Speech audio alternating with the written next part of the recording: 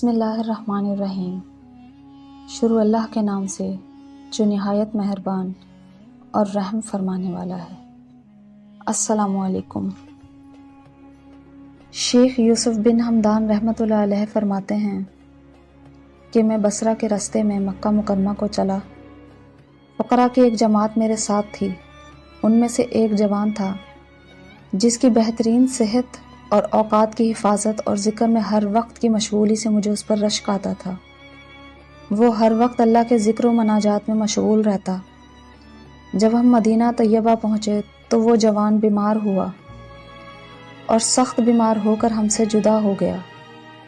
ایک دن میں اپنے چند رفقا کو ساتھ لے کر اس کی بیمار پرسی کو گیا۔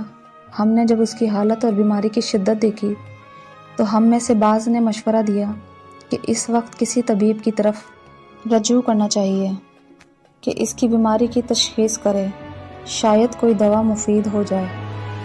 اس جوان نے یہ گفتگو سن کر آنکھیں کھول دیں اور مسکرایا اور کہنے لگا، بزرگوں اور دوستوں، منافقت کے بعد مخالفت کس قدر بری چیز ہے۔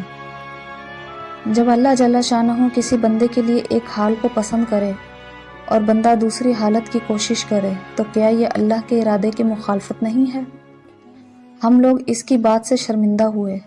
پھر اس نے ہمیں دیکھا اور کہنے لگا کہ اگر عشق کے مارے ہوئے کی بیماری کے لیے کوئی دوا کسی صحت پائے ہوئے کے پاس تمہیں ملے تو عشق کے بیمار کے لیے دوا طلب کرو۔